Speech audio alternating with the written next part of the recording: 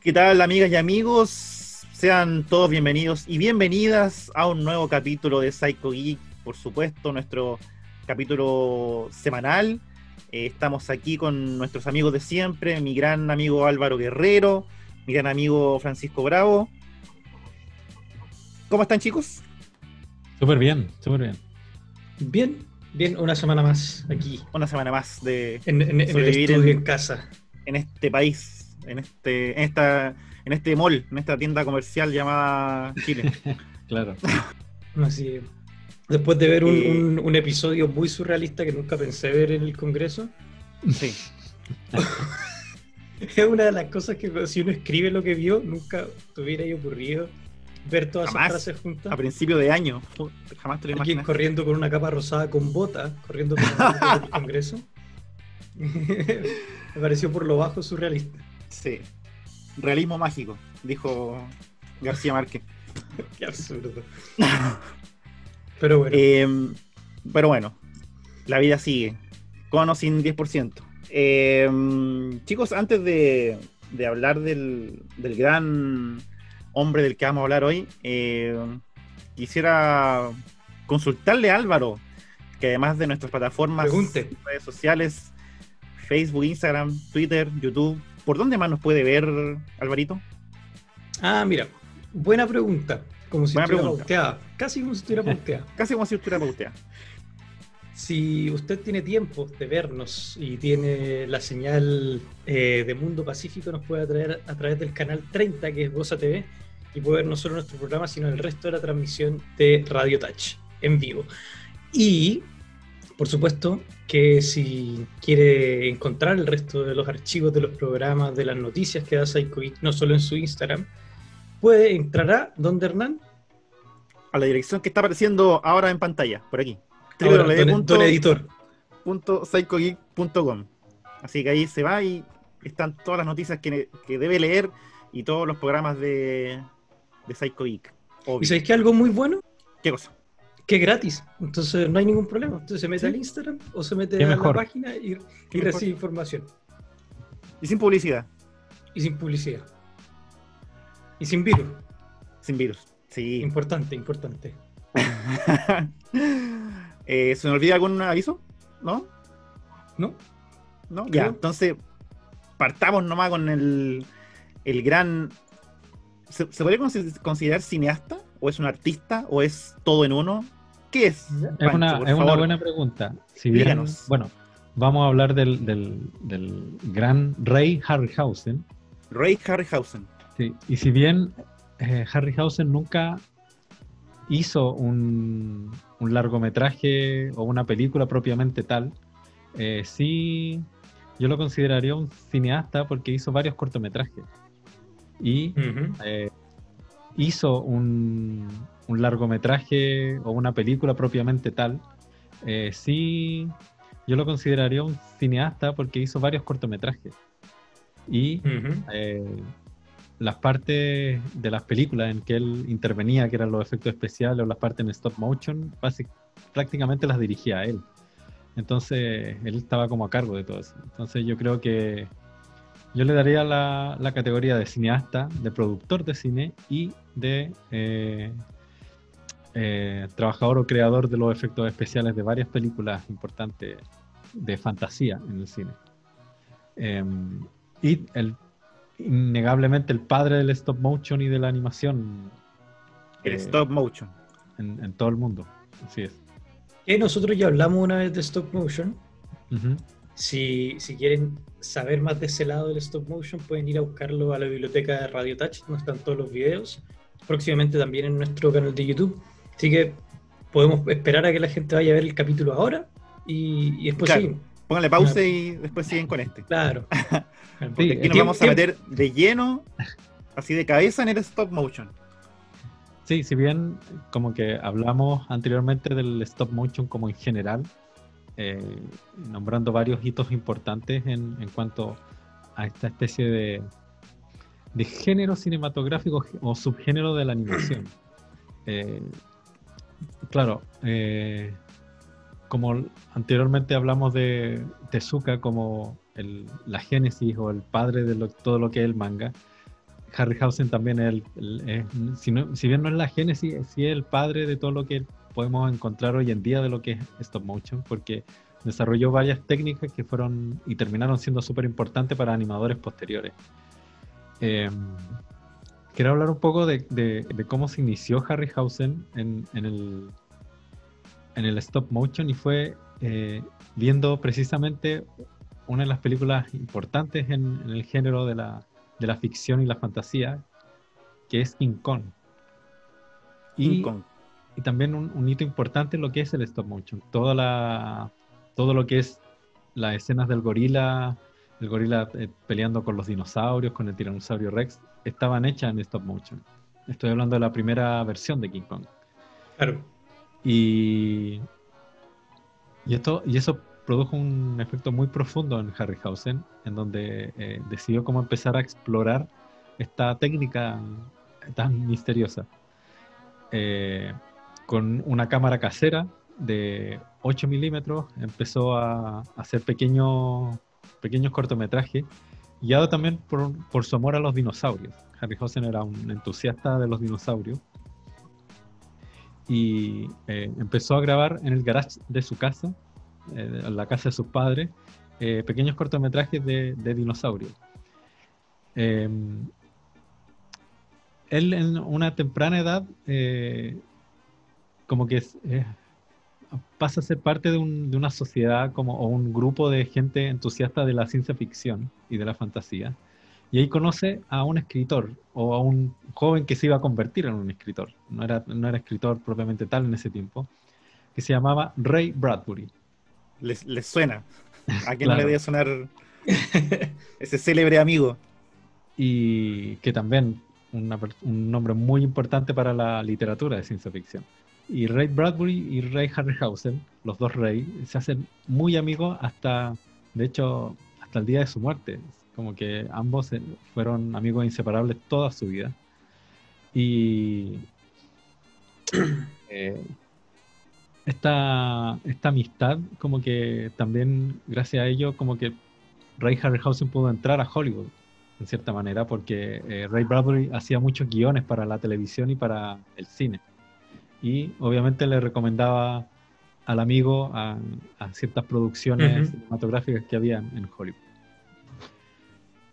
Uno de los primeros trabajos que se pueden reconocer de Bradbury en el cine es precisamente un trabajo con otro grande de la animación en stop motion, que se llama George Pal, y que tenía una serie de cortos de animación en stop motion que se llama Puppet Toons, y eran pequeñas historias infantiles que eran animadas, y Harryhausen parte trabajando en esta como asistente y como animador, que le dio también cierta experticia en cuanto a afinar un poco las técnicas básicas del stop motion, y también para aprender sobre iluminación, aprender sobre la creación de las maquetas, etcétera, etcétera. Fue como parte es como la escuela del stop motion que tuvo Harryhausen.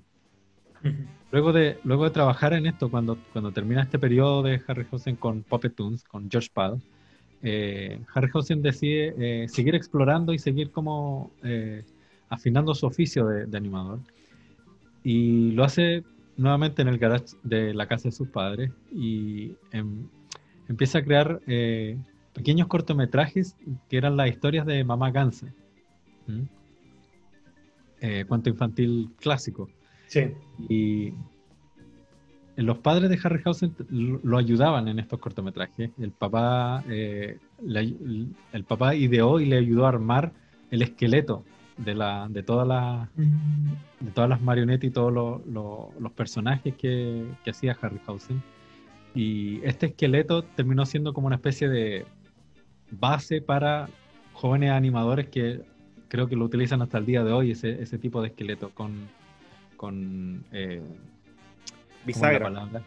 Sí, como una especie de bisagra, claro, como bisagra, permiten el movimiento del personaje. Y la mamá de Harryhausen hacía los vestuarios de los personajes. Qué importante la familia en el desarrollo de un artista. Sí, como que el apoyo. padres de Harryhausen fue súper importante para él. Le permitió primero seguir este sueño de ser animador en stop motion y segundo, crear estos cortometrajes que son increíbles. Están en YouTube y son muy buenos, de una calidad que es increíble, que fueron filmados en el garage de una casa con recursos muy mínimos. Están grabados en una cámara de 16 milímetros. Todo está hecho a mano, los decorados, el vestuario, y pasó harto tiempo Harryhausen produciendo estos cortometrajes. Y cuando estaba haciendo uno de los cortometrajes, una de las historias, creo que era una de las últimas, que se llama La liebre y la tortuga. Qué lindo el corto ese, muy lindo. Harryhausen es ¿Te llamado... emocionaste, Hernán? Sí, me emociona. Me entró una basurita al ojo. Me molesta el lente, pesado. Ya. Continúa, Pancho, disculpa por la interrupción infantil de Álvaro. Harryhausen es llamado para su primera película, para su primer trabajo hollywoodense como asistente o encargado de los efectos especiales. Esta película es una especie de revival de King Kong, pero con otra historia y con otro personaje que se llama Mighty Joe Young, que es también de un gorila gigante, pero un poco más joven obviamente que King Kong.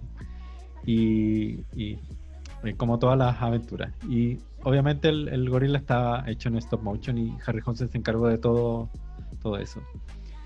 Y llamó la atención el trabajo de Harryhausen particularmente porque Harryhausen empezó a desarrollar una técnica que primero la desarrolló en estos cortometrajes de dinosaurios que hacía en su casa, que es mezclar el live action con el stop motion en una misma escena, en una misma toma, que es algo muy complicado porque se tiene que coordinar muy bien uno con el otro para que calcen, ¿no?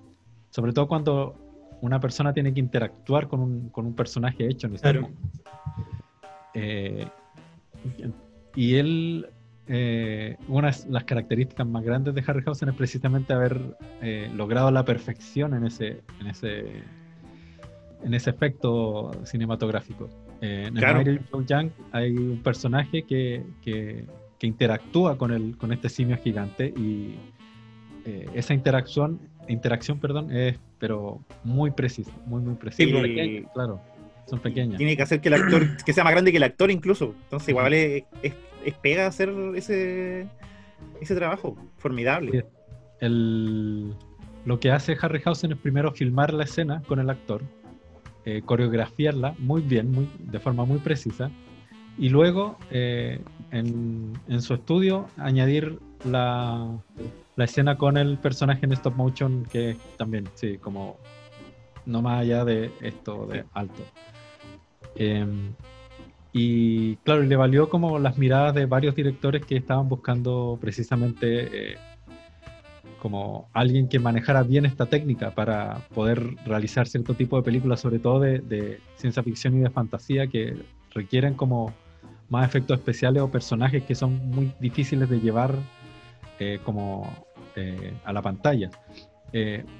Básicamente lo genial de recurrir al stop motion en el caso de esta primera película, Mighty Joe Young, es que en el cine, después de King Kong, como que la mayoría de los personajes o los gorilas que aparecían en pantalla eran personas disfrazadas. Sí, lo cual hacía que fuera poco creíble, Claro. o que generalmente se hacía con un tono más humorístico que serio.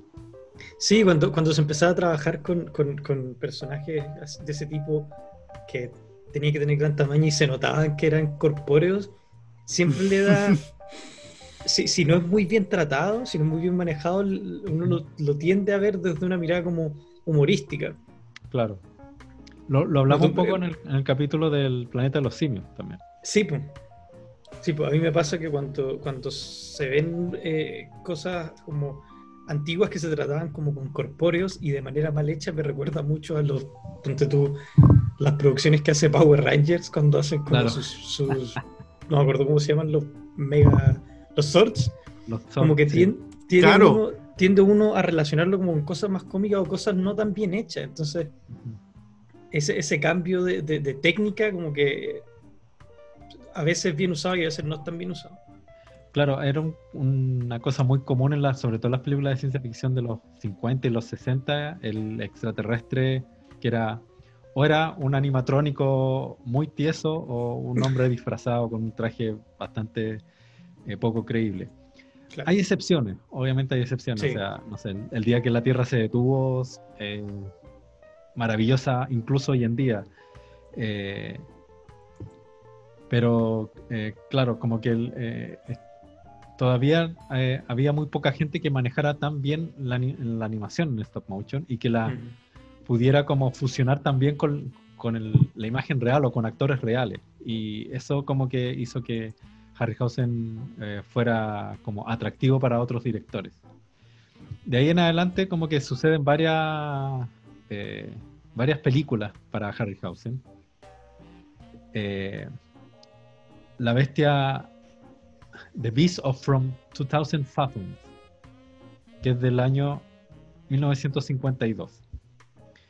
Y esta película la quiero destacar porque vendría siendo hasta cierto punto como la única colaboración que hubo entre Harryhausen y Ray Bradbury.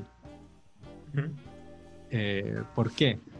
La película trata de que descongelan una criatura que llevaba millones de años congelada, y esta criatura se escapa y empieza a recorrer los mares en busca de tierra, y en ese viaje en el mar se encuentra con un faro.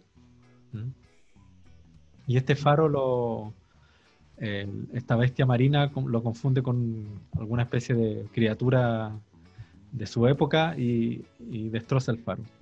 Esa parte de la película es exactamente igual a un cuento de Ray Bradbury que se llama precisamente El Faro. Y curiosamente, antes de filmar la película, el productor le entrega a Harryhausen el guión, porque dice, mira, tengo este guión, pero necesito como arreglarlo, hacerlo mejor y todo. Y Bradbury lee el guión y se da cuenta de que es muy parecido a su cuento. Entonces le dice, sí, está bueno, pero esto es igual a una cosa que yo ya escribí. Plagio. Entonces como que le entrega y como que Harryhausen básicamente Bradbury prácticamente como que se hace el loco. Y días después recibe la llamada del productor diciéndole, mira, queremos comprarte el derecho de tu obra, de tu cuento, para ocuparlo como guión para la película. Entonces, básicamente la película se basa en un guión de Ray Bradbury y cuenta con la colaboración de Harryhausen, animando esta escena de esta bestia marina con el faro, que vendría siendo la perfecta animación y la perfecta pieza audiovisual de este cuento de Bradbury. La bestia igual los detalles son muy muy bonitos, o sea, está muy bien hecha. Y a mí me recuerda un poco, sobre todo por la historia que te traes, como muy el estilo Godzilla. Claro. Porque también es una bestia como estilo lagartija, o sea, no es la palabra lagartija, pero... Un lagarto mutante. Claro.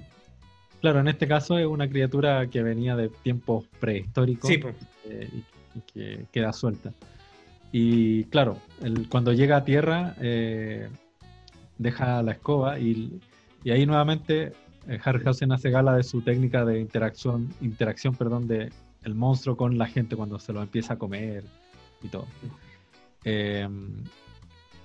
Hay partes bien interesantes de la película, que sobre todo en cuanto a iluminación, en donde el monstruo está caminando por entre medio de los edificios y la sombra de los edificios coincide con la sombra que le proyecta al monstruo. Esos son detalles que uno dice. No se deja ningún detalle. Se nota un trabajo muy, muy, muy detallado, ya considerando que el stop motion dedica mucho trabajo. Sí, sumarle estos pequeños detalles son como impresionantes, en verdad. Sí. Y luego de eso viene una película que parecida, que se llama Surgió del fondo del mar, de 1955, que esta vez ya no es un monstruo, un lagarto marino, sino que es un pulpo gigante que amenaza a Nueva York, creo. Están como que en Nueva York siempre pasa todo. Sí, está funado Nueva York. Qué mala posición para una ciudad y como que llegan todos los monstruos Llegan allá. todos los monstruos, llegan todos los extraterrestres a Nueva York. Y... Por suerte tienen a La Roca para que los proteja. Sí. Si no estuviera La Roca, ¿qué sería de Estados Unidos? En palabras del propio Harryhausen, esta película fue algo más exigente porque tenía que animar un pulpo, pero contaba con muy poco presupuesto. Entonces Harryhausen da en cuenta de que era más barato animar 6 tentáculos que animar 8 tentáculos. Entonces le saca 2 tentáculos al pulpo y decía, mira, nadie va a estar contando los tentáculos del pulpo. Al final siempre está el nerd que está pendiente de esos el detalles. Ojo crítico. Pero es un dato curioso de que el pulpo en realidad tiene 6 tentáculos en vez de 8. Son los calamares los que tienen 6, ¿no? Creo que también tienen 8. Sí, tienen 8. Sí. Sí. Ya, mira, no sabemos mucho de biología marina, pero... Este no es el podcast para andar Claro. identificando animales del mar. Ahora Mira, es cuando Sergio, aquella no. persona... Sí, pues. Ahora es cuando la persona pone, efectivamente, los calamares o las gibias Claro. tienen... Vamos a esperar su comentario. Quiero hacer mención de otra película que se llama La Tierra versus los platillos voladores, que es del año 1956. Y esta película es una especie de cambio para Harryhausen porque no se encarga de animar seres biológicos o seres orgánicos, sino que anima precisamente los platillos voladores, que son como estructuras rígidas. Pero logra hacer imágenes que quedaron en la memoria del cine de ciencia ficción y del cine extraterrestre por la eternidad, que básicamente es el platillo volador chocando contra el Capitolio. Sí, O- cuando queda incrustado contra, Sí, contra la... incrustado. ¿Cómo se llama este como obelisco que tienen también en... Una es cúpula un- que está ahí en el... Claro, como es el Capitolio, ¿no? Creo que sí. Mira, ahora es cuando necesitamos a alguien que sepa de Estados Sí. Unidos que nos ponga... en- Nos estamos metiendo en cosas...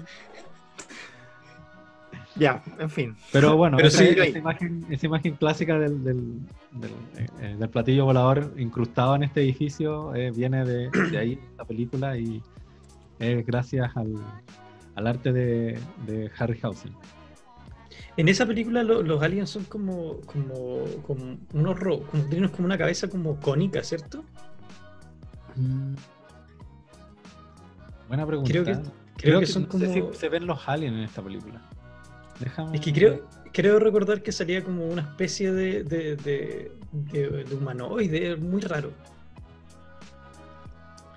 No sé particularmente si eran aliens de la... Sí, eran extraterrestres como con un... Sí, como con una un especie de cono cúpula. extraño. Sí, Eso. una especie de cúpula en la cabeza. Sí, mira, no me acordaba de los alienígenas que aparecían en esta película. Sí, me acuerdo porque es una como personificación de los aliens bastante curiosa. No había visto una parecida en otras películas. Sí. Sigamos con los platillos voladores en Bueno, y Estados después de esta película vienen algunas otras también como del tono de ciencia ficción y fantasía, pero la que se destaca y que también termina siendo uno de los grandes clásicos de Ray Harryhausen es Jason y los Argonautas, de 1963. Quizá una de las películas más más conocidas o más vistas por muchas personas es esta película.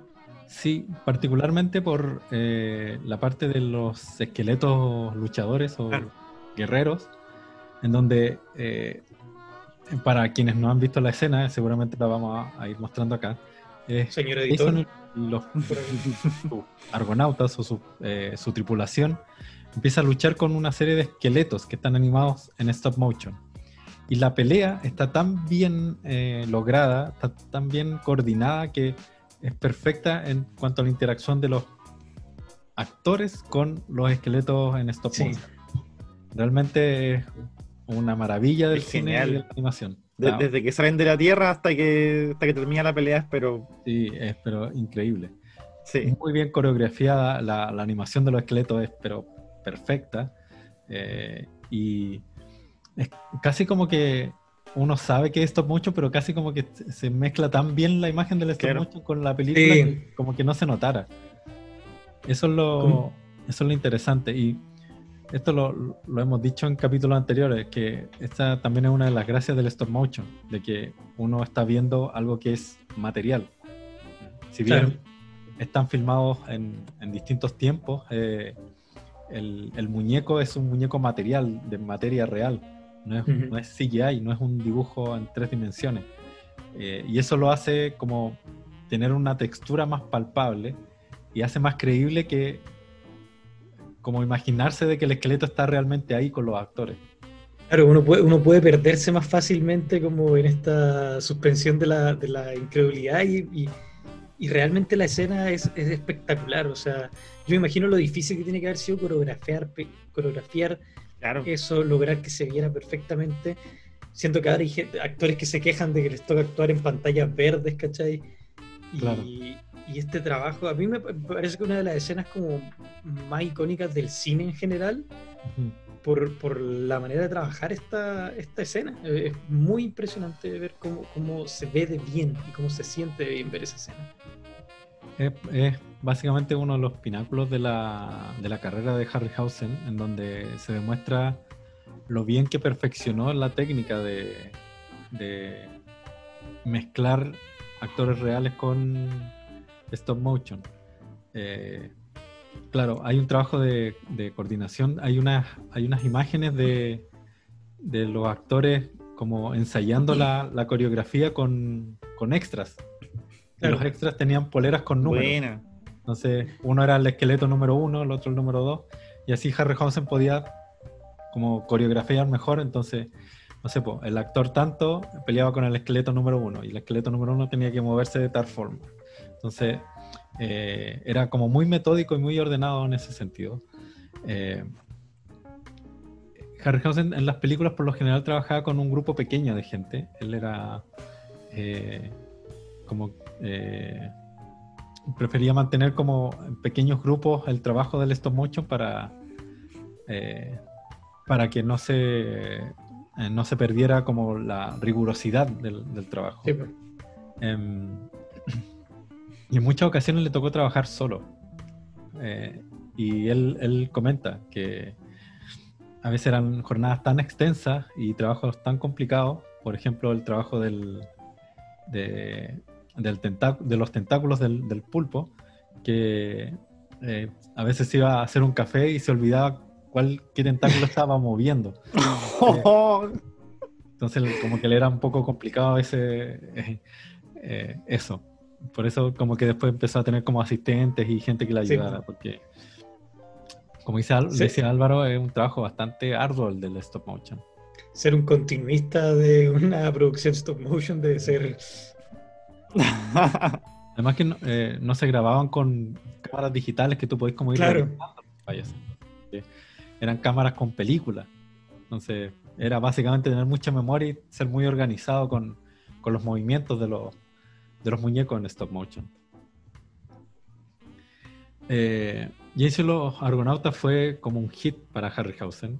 Fue una película que le fue muy bien en taquilla. Harryhausen terminó siendo una persona muy reconocida en Hollywood, no así como en el mundo de la cultura popular, pero sí en el mundo de Hollywood, de los productores y de los directores que veían en Harryhausen una persona muy capaz de hacer buenos efectos especiales. Y luego vienen en el 66 y en el 69 dos películas que lo enlazan a lo que es como el gran amor de Harryhausen, que son los dinosaurios. Uno es One Million Years BC, de 1966, en donde, si mal no recuerdo, trabaja Raquel Welch. Déjenme corroborar. Rangers BC dice... Sí, Raquel Welch. Sí. Ella es parte del elenco y una de las técnicas que tenía Harryhausen para mezclar a veces imágenes reales con el stop motion era básicamente que, por ejemplo, si el monstruo hecho en stop motion tenía que pescar al personaje o al actor, tenía que haber un corte o alguna especie de transición que pasara del actor real al actor real, pero reproducido en muñequito, en stop motion. Claro. Y eso también era un trabajo de precisión para que no se notara tanto el cambio. Y Harryhausen cuenta que tuvo que hacer un modelo pequeño de Raquel Welch, una película donde los dinosaurios, creo que es un pterodáctilo que la agarra a ella y como que se la lleva.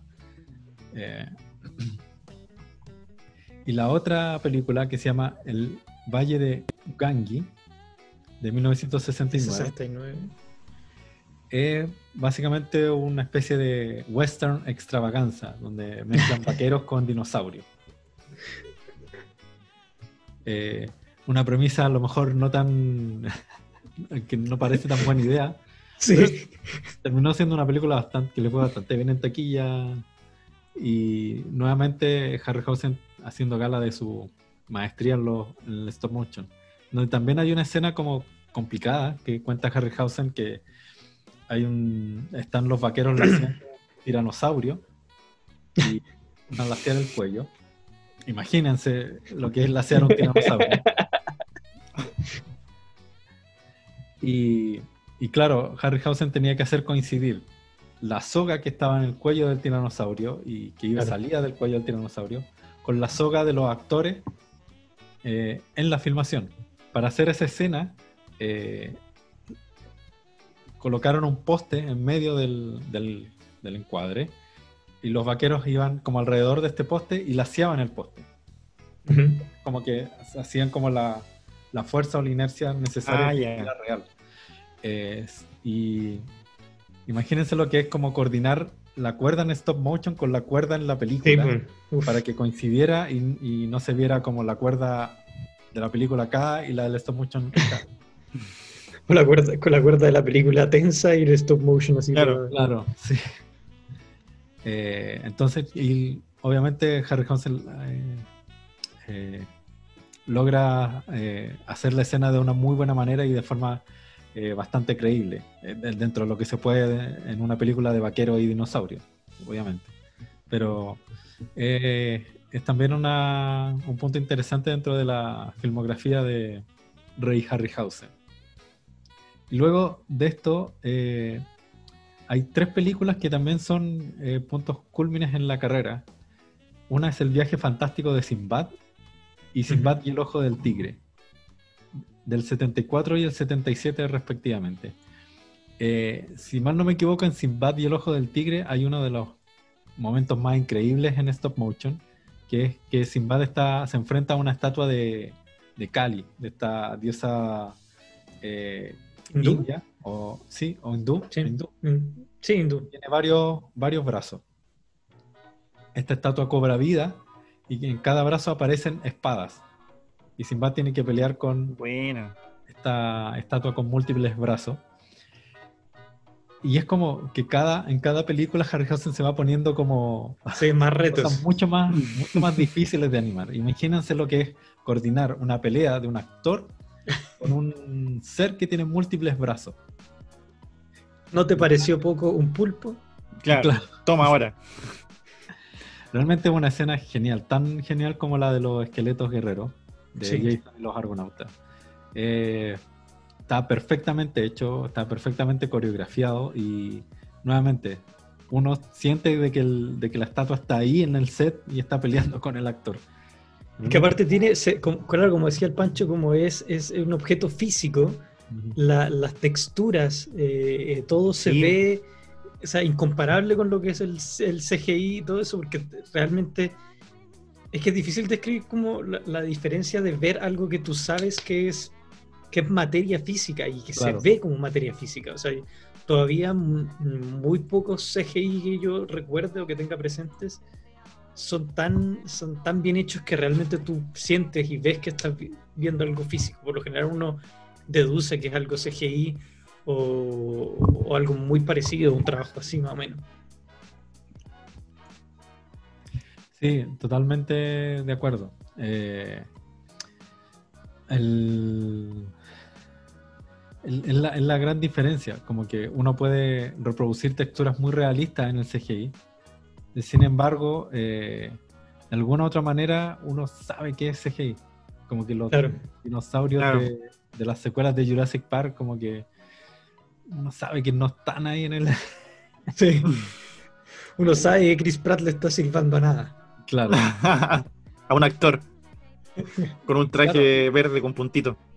No solo era coordinar al actor con el stop motion, sino que también es coincidir la iluminación.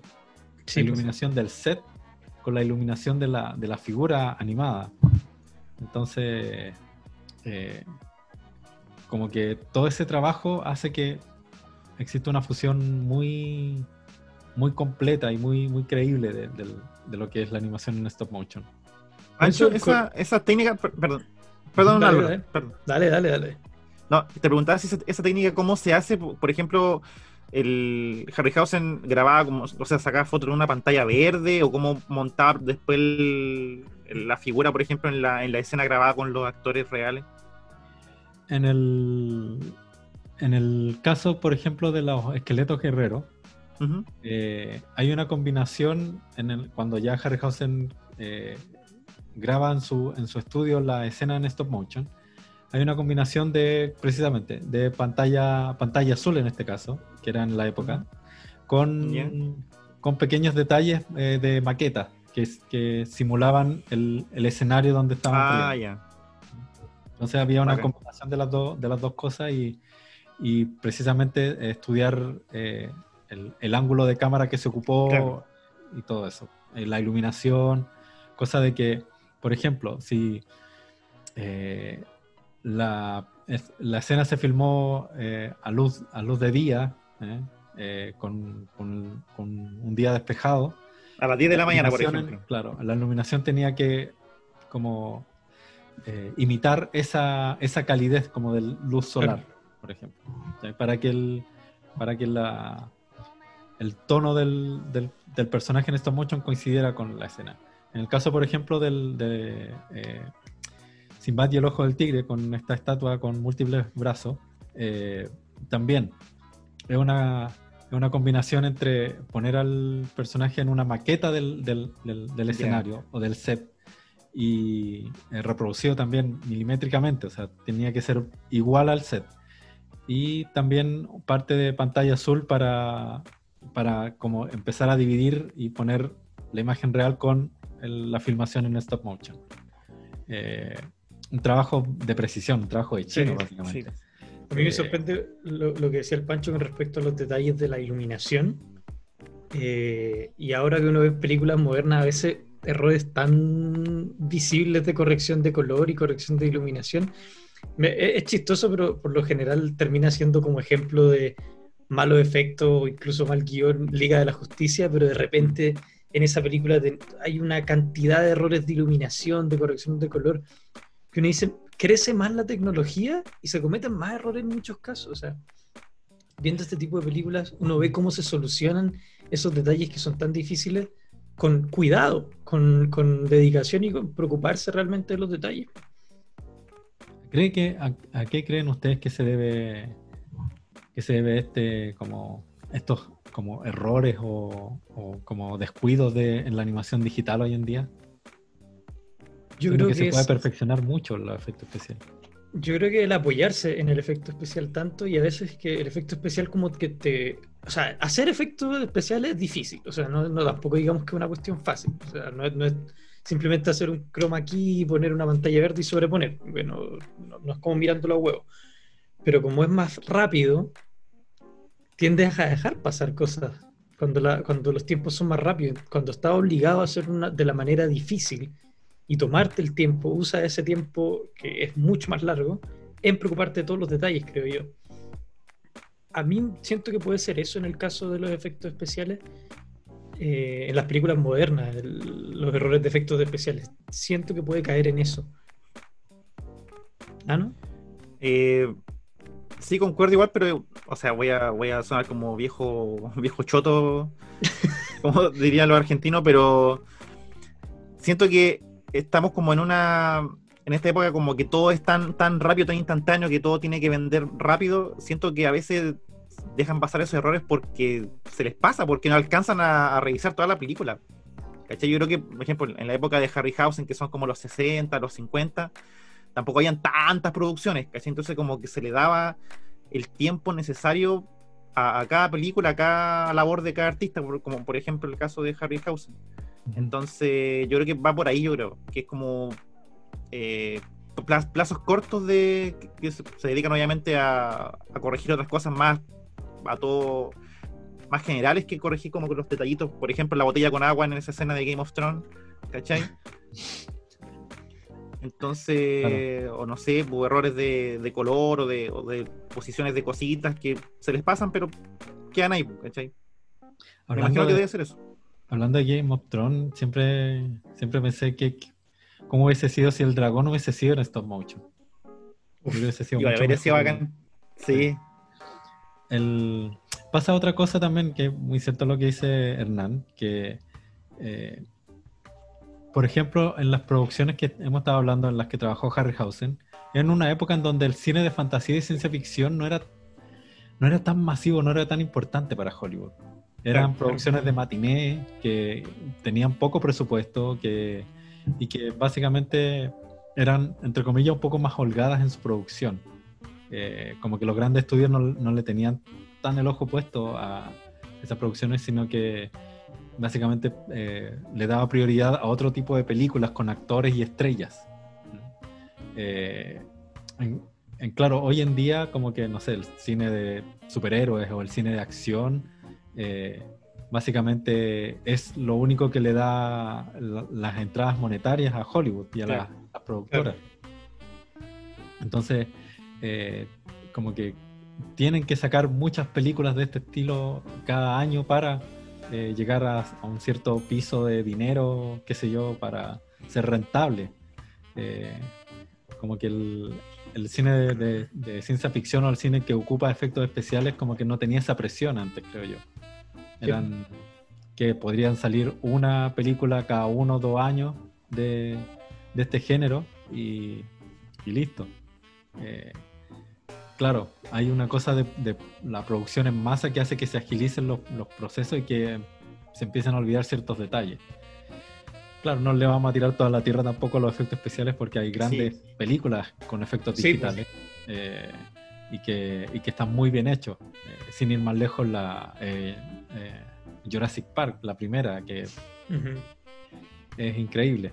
Que hasta el día de hoy se ve muy bien. Sí, de cuando me la topo en el cable y espero verla, es muy genial la sensación que te da. Bien, siento que es como una de las primeras con efecto digital. Y que curiosamente originalmente iba a ser con stop motion. Mira. Todos los dinosaurios iban a ser en stop motion. De hecho, uno puede encontrar en YouTube las pruebas de cámara de los dinosaurios en stop motion para Jurassic Park. Buena. Lo voy a buscar. Sí, y claro, y sin ir más lejos, Jurassic Park mezcla el efecto digital con el animatrónico. Sí, o con las marionetas también. Entonces, ahí hay también una cosa de también lo que dice Álvaro, no descansar solamente en el efecto digital, sino que ir combinándolo con ciertas técnicas que básicamente, claro, cuando tu película es el efecto digital, como que pierde un poco el sentido. Como, no sé, como las precuelas de Star Wars o Avatar, qué sé yo, como que... Sí, como tu película es una pantalla verde completa, solamente es eso. Claro que es verdad lo que dice el Pancho, no podemos también solo centrarnos en que todas las cosas con CGI son malas, o sea, el trabajo que hay detrás de un CGI es muy grande, o sea, sí, no es que CGI es llegar y hacer una cuestión así de rápido, o sea, requiere un trabajo, pero a la vez requiere de una dedicación y que también se trabaje con mucho detalle. Recuerdo también esta secuela de Blade Runner, que en la original obviamente todo, no existía el CGI y todo eran maquetas, básicamente. Claro. Toda la ciudad futurista eran maquetas. Y para la versión, para esta secuela, se combinaron las cosas. Hay una combinación entre maquetas y CGI, lo cual te da también como otra atmósfera en la película. No es como que todo haya sido CGI. Entonces, también hay una cosa de equilibrar los efectos especiales. Quería dejar para el último, que de hecho es la última película en la que participa Harryhausen, que es Furia de Titanes, Clash of the Titans. Y también en las palabras del propio Harryhausen es su mejor trabajo en stop motion, porque también es su trabajo más complejo. Hay varias criaturas que anima en esta película Harryhausen, pero particularmente la que destaca es Medusa, la escena de Medusa, en donde el protagonista tiene que entrar en este laberinto para matar a esta criatura mitológica griega. Y el escenario donde ocurre esta escena es un escenario muy oscuro con luces de antorchas de fuego. Entonces Harryhausen cuenta que tenía que animar algo que era muy complicado, porque no solamente tenía que animar la figura de Medusa, tenía que animar las serpientes en el pelo de Medusa, y también tenía que animar la iluminación, Claro. la cosa como de las luces de la llama que se mueven sobre el cuerpo de Medusa. Entonces coordinar todo eso, y más encima coordinarlo con la escena de acción real. En este caso sí, el actor no interactuaba directamente con la Medusa. Pero sí tenía que ir calzando con la iluminación y con lo que pasaba en la escena. Además que aquí no se ocupó pantalla de sol, sino que era una reproducción en maqueta del set en donde se filmó. Y es uno de los pilares fundamentales, uno de los puntos más altos como la cúspide del trabajo, porque como que cada vez fue subiendo de nivel. Sí, cada vez puso más tentáculos. Exactamente. No solo en el trabajo de Harryhausen, sino que el punto más alto en lo que es el cine en stop motion. Sí. Fue un trabajo muy complicado y que queda también en la memoria del cine, que es uno de los mejores efectos especiales, mejores logrados. Que después la pisotearon en la película del 2010. Oh, claro. Sí. Qué mal remake. Donde una vez más uno se pregunta cómo, al intentar hacer un remake con más tecnología, seguramente más plata, se ven peor. O sea, la Medusa de la película de Sam Worthington es horrible. Sí. Es muy fea, parece una Medusa de PlayStation 2, ¿cachai? Sí. En efecto, sí. Exactamente. Sí, es curioso, como que un remake en donde lo hacen con efecto digital, y el efecto digital es horrible en comparación con los efectos de la película original. Que si bien son más precarios, tienen una cosa que hace que la película sea más entretenida. Termina siendo más entretenida que la espectacularidad sin fondo de un CGI como sin cariño. Es que se nota el tiro cuando es malo. Yo voy a jugar un poco como abogado del diablo, y no podría decir que de pronto se le perdona más sabiendo que es un trabajo hecho como más precariamente. Entonces uno al ver un efecto práctico dice como, ya, esto se ve claramente, quizás no tan realista, pero es stop motion, se lo perdonamos. ¿Será que también funciona así? Como que uno lo evalúa como por ese valor sentimental que tiene el trabajo en stop motion. Yo creo que algo hay de eso, algo hay como de esta cosa de añoranza del efecto práctico, del efecto como más análogo, si se quiere. Pero sin embargo, como que uno no puede no reconocer que en el caso del trabajo de Harryhausen es un muy buen trabajo de stop motion dentro de una película. Porque hay otros ejemplos de stop motion malos dentro de las películas. Como que hay películas de mucho más bajo presupuesto donde hay un dinosaurio que está pésimamente hecho y es una plasticina ordinaria. Y claro, pues ahí hay poco presupuesto, hay poco cariño con el trabajo o poca experticia tal vez.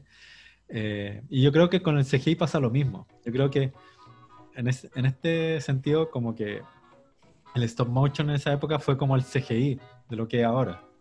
Claro. También aquí hemos tenido ejemplos de películas con un CGI muy bueno que también se fusiona muy bien con la película, y otros CGI que están muy mal hechos o están súper separados de lo que es la iluminación de la escena, como que no calzan nunca, o con unas gráficas también de PlayStation 1. Entonces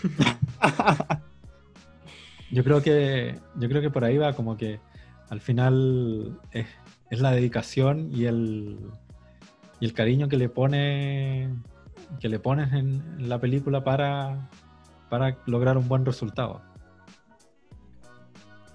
Sí, es verdad. Como que es parte también de ese romanticismo que uno le da y que valora ese tipo de trabajo. Y siento que el tema de que sean todas cosas palpables es uno de los puntos más a favor. A mí me sigue chocando mucho de las películas de CGI, que a mí me gustan las películas modernas de efectos así bombásticos y todo, pero de repente choca ver no solo interacciones, sino interacciones con el medio ambiente. Entonces, si tú ves a Thor cuando está con Loki y con el papá, con Odín, enfrente de un campo verde y un mar que es obviamente una pantalla, que es un fondo pantalla, que sabes. Claro. Y tú decís, ni siquiera se dieron el tiempo porque se ven los trailers que esa escena estaba grabada con otro fondo y última hora lo cambiaron. Claro. Como que de repente choca, y a mí, ¿sabéis qué? Justo haciendo este como reflexión, me choca más y me saca más de la película sentir que estoy viendo una pantalla verde, Sí, a sentir que estoy viendo un monito de este porte. ¿Cachai? Claro. Me pasa eso, me suele sacar más de una película en mal efecto. Es importante lo que decís, porque a veces los actores ya ni siquiera corren por el piso, ¿cachai? Como a veces cuando se muestran escenas cuando hay güeyes corriendo así, pero igual están corriendo en una trotadora, ¿cachai? En un estudio verde, como que ya nada es palpable. Sí, me pasa también que encuentro que hay una especie de engolosinarse con el efecto digital. Como decía Álvaro, como que te cuesta salir a la locación y grabar en un acantilado que se va a ver mucho mejor con luz natural, etcétera, etcétera. Sí. Que hacer eso en CGI, así como es como para ahorrarse plata, yo creo. Es como sí, ya, porque grabar en locación sale un poco más caro. ¿Cachai? Que hacerlo en un estudio en pantalla verde y dejar que un animador haga un fondo de Windows XP. Entonces, como que, claro, siento que a veces ocupan el CGI en cosas muy innecesarias, muy innecesarias. Que perfectamente como que eso echo de menos un poco en las películas actuales, como las filmaciones en locaciones. Grabar como en lugares reales, en ciudades, en bosques, no sé, como que la luz natural tiene una textura que es diferente. Que sí. Incluso es muy difícil de emular en CGI, como que nunca lo he visto bien hecho. Sí, siempre tú te das cuenta que no es luz natural. Sí, entonces, me da rabia eso. Las películas con mucho en exceso de efecto especial me sacan más que una película de categoría B con efectos prácticos. Claro. Es raro, pero yo creo por eso mismo, porque como tú decís, hay tanta posibilidad con el efecto especial, podía hacer tantas cosas, y realmente podía hacer la guay que se te ocurra con un buen efecto especial, pero aún así ese es el punto que te saca de una película, como que sí, me da rabia, como que me molesta eso. Ahora el Hernán decía eso, que ya los personajes ni se mueven. El actor que hace de Flash en esta serie de televisión, ¿ya? Que sí, las series de televisión tienen un menor presupuesto y todo, pero dijo el otro día en una entrevista que al principio, claro, él corría en una corredora, pero después se dio cuenta que todas las tomas eran de la cintura para arriba. Entonces ya no corría, sino que hacía el gesto. Movía las manos. Sí, muestran cómo se mueve así. No, qué terrible. Y pues tú me pasa ahora que cada vez que veo la serie y lo veo haciendo así, es como, puta, no se está moviendo. Entonces fraseando como. Oye, y volviendo al stop motion, ¿Sí? con el boom de las animaciones de Toy Story, estuvo a punto de irse al carajo, porque después de Sí. Toy Story, de Shrek, ¿cachai? Como que todas las productoras querían hacer películas animadas en 3D, ¿cachai? Y lo bueno es que nunca dejó de estar ahí, Lo ¿cachai? que pasa De es que hecho, como que el stop motion terminó siendo como como digo, un subgénero de la animación en sí mismo. sí, Sí. Luego del trabajo de Harryhausen como que empezaron a aparecer animadores en stop motion que hacían sus propios cortometrajes y largometrajes en stop motion. Pensemos en El extraño mundo de Jack, por ejemplo, que es un trabajo increíble, pero que a lo mejor nunca hubiese sido posible si no hubiese existido alguien como Harryhausen, por ejemplo. sí, Claro. inspirado en él. Y también como, claro, cuando aparecen el boom de las animaciones digitales en 3D, se creía que se iba a perder para siempre el stop motion, pero siempre va a haber alguien que lo va a rescatar. Va a aparecer Sí, un Wes po. Anderson que haga un fantástico señor Spock, o Fox. va a aparecer de nuevo Tim Burton haciendo otra película en stop motion. Siempre va a haber un espacio para la animación en stop motion porque tiene De hecho, un carácter distinto. en el 2012, 3 películas nominadas al Oscar como mejor película animada fueron en stop motion, po. Y una de ellas fue de Tim Burton, po, la Frankenweenie, la del Frankenweenie, perrito. Sí, Claro. que es bastante buena. sí. Van a hacer una segunda parte de Pollito en Fuga. No sé si lo van a hacer en stop motion, pero si no lo hacen en stop motion es como. Deberían hacerlo en stop motion. Sí.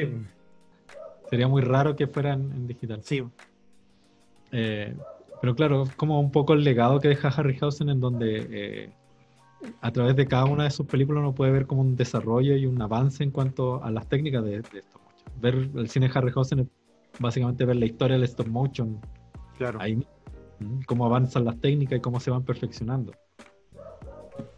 En el 2003, si no me equivoco,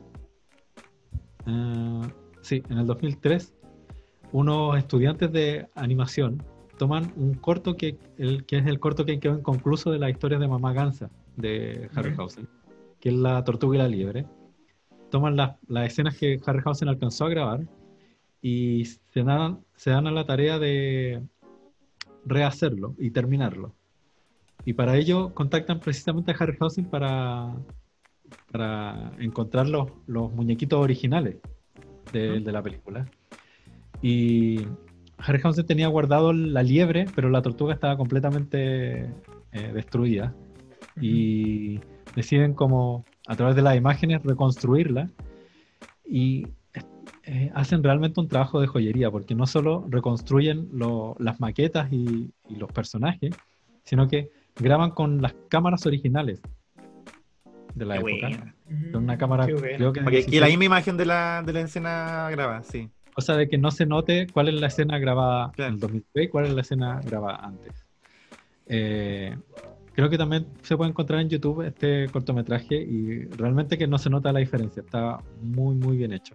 Oye, casi Y- todas las películas de las que hemos hablado están en YouTube. Las de Simba, las de... Sí. Sí, que hay que darse una vueltita por ahí. Miren, un domingo en la tarde, no tienen nada que hacer, Jason y los Argonautas. Y van a Un pasar poco de un rato historia. muy Claro. entretenido, créanme, que son películas de matiné, muy de acción, aventura y efectos especiales en stop motion. Qué mejor. Qué mejor. El stop motion se siguió ocupando en el cine ya hasta bien avanzado.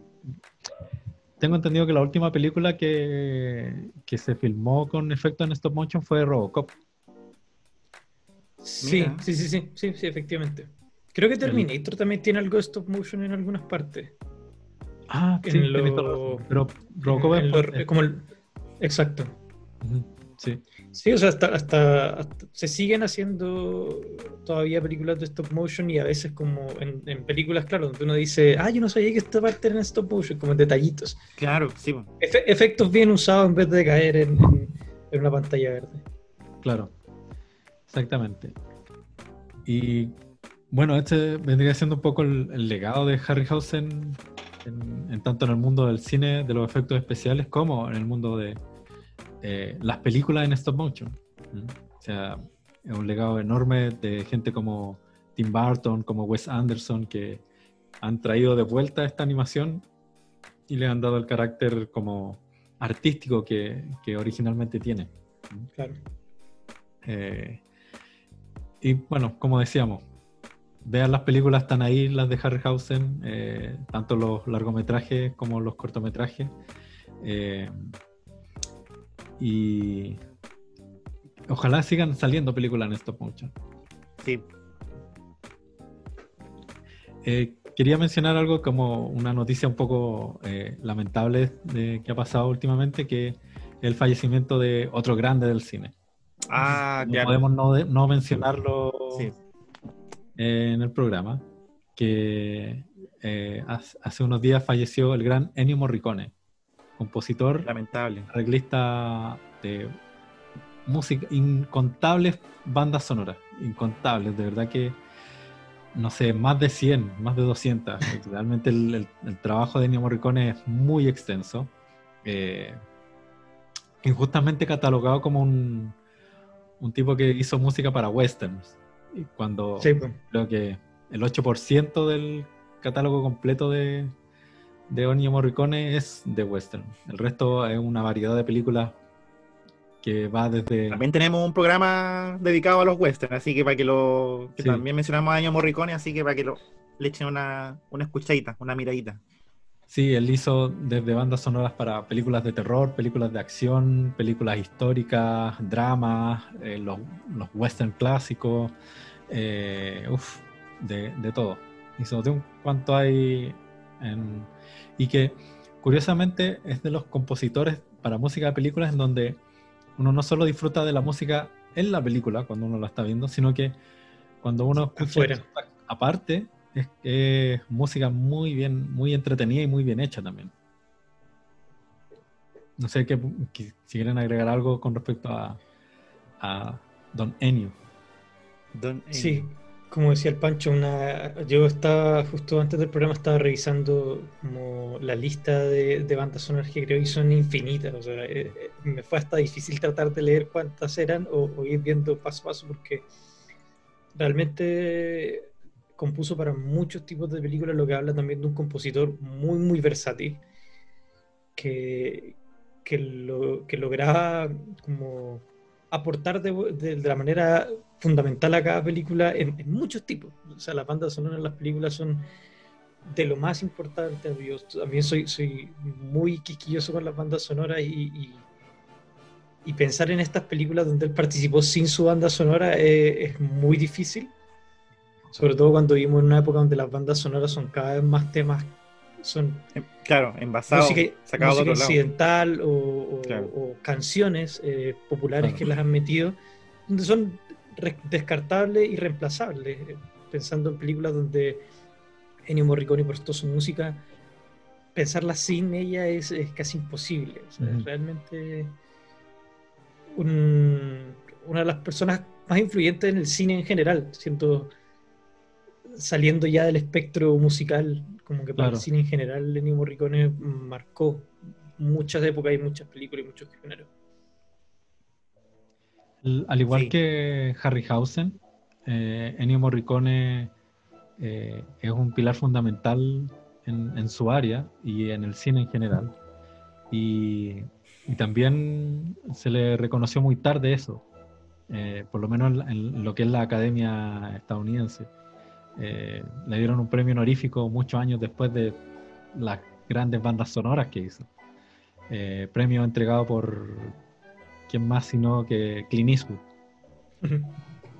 Y Harryhausen también recibió un premio honorífico muchos años después de sus últimas películas, porque básicamente ninguna de las películas que hizo fue como ni siquiera mencionadas en los Oscars, porque eran Sí, producciones de bajo presupuesto, de un cine de acción y fantasía que no era tan importante para la academia en ese entonces.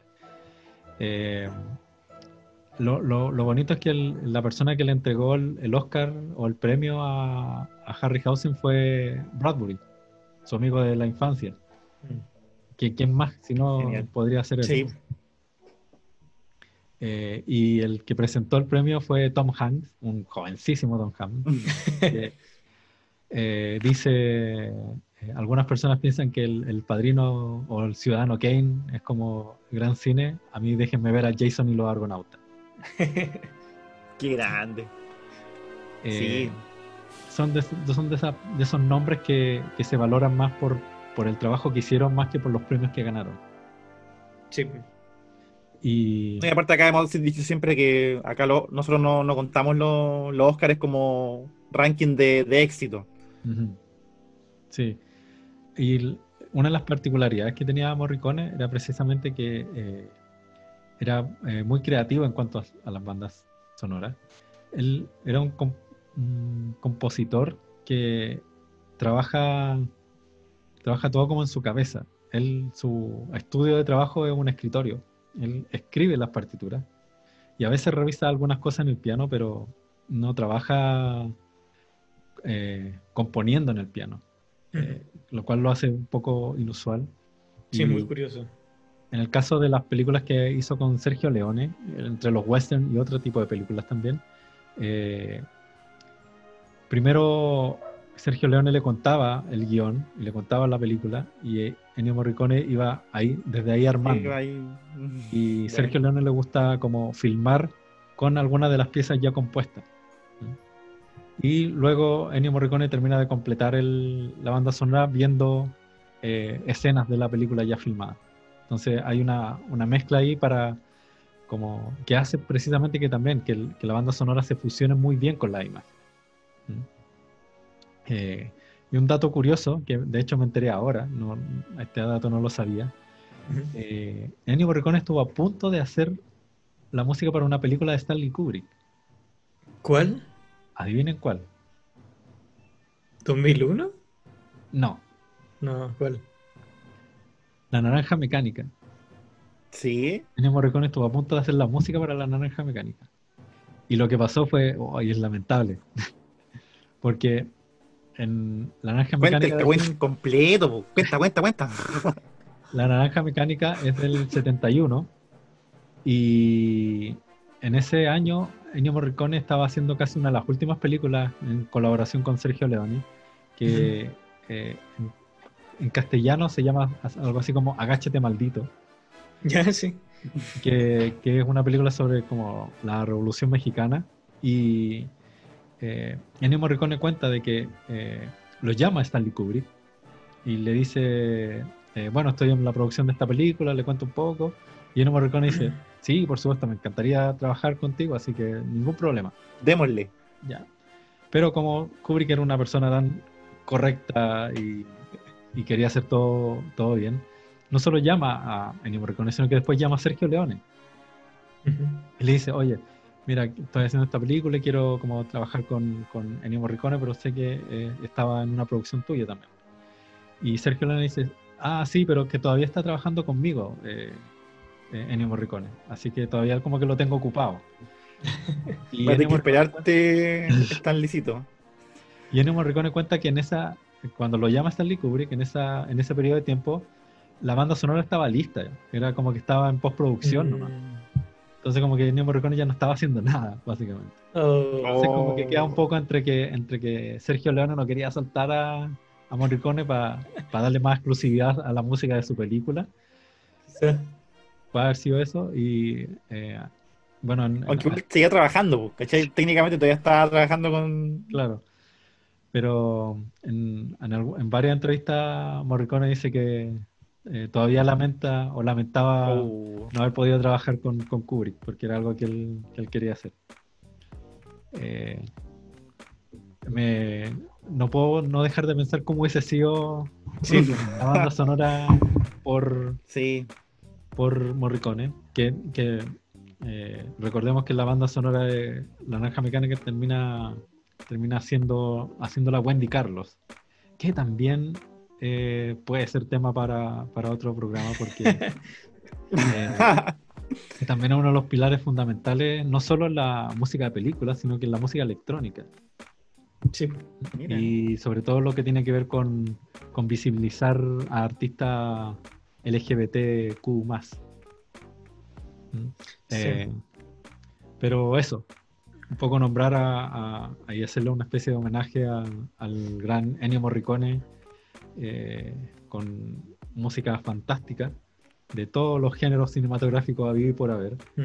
Y también darle el cierre aquí también el homenaje al gran Harryhausen, que este mes se cumplieron 100 años de Harryhausen. Y grande. También un saludo donde quiera que importante. esté. Sí, Sí. bien. Un tatito, estuvo en Chile Ennio Morricone, ¿cierto? En un concierto veces. gratuito. Sí. 2 veces. Dio 2 conciertos. Uno primero vino él como solo, dando ¿Ya? un concierto. Luego vino con este proyecto de Mike Patton, Mondo Cane. Buena. Donde Creo que uno de los dos quedó la cagada porque fue gratis, mucha gente quería ir, gente haciendo fila, peleando afuera de la estación Mapocho. un dato curioso también es que los organizadores de este evento querían que primero fuera Ennio Morricone y el plato de fondo fuera Mike Patton. Esa era la idea original. Y Mike Patton los mandó a la cresta. Pero sí, obvio si eran los dos juntos, Ya. pues nada que ver. A mí no me va a telonear Ennio Morricone, es ridículo. Yo tengo que telonearlo a él. Así como, ¿de qué están pensando? Entonces, obviamente, se conversó y fue Mike Patton primero, y el plato de fondo, el plato fuerte, obviamente, fue Ennio Morricone. Obvio, po. Sí, o sea, ¿Tú pudiste ver alguno de ellos, Pancho, o no pudiste ir? lamentablemente nunca pude ir a ver a Ennio Morricone. Las 2 veces que vino no pude ir a verlo. Pero Vino como el 2008, creo. Más o menos. sí, parece. Pero bueno, la gente que los fue a ver realmente siéntanse privilegiados que vieron a un grande la música en vivo. Así es. Y ahora sí viene el fácil. Bien, amigas y amigos, hemos llegado al final de este recorrido llamado Psycho Geek, recorrido musical e histórico, revisando primero al grande del stop motion, a este artista, este ya considerado cineasta, el señor Ray Harryhausen.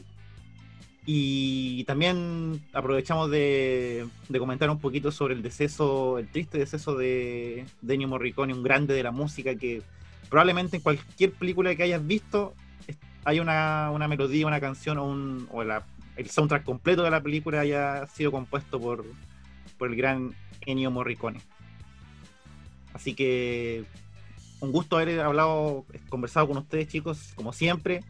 Y los dejamos invitados para la próxima semana a un nuevo capítulo de Psycho Geek. El tema, por confirmar, ahí se lo estaremos contando. Vamos a hacer reunión de pauta. Sí. Te veremos. Así es. Así que eso, muchas gracias y nos vemos. Adiós. Adiós. Chau.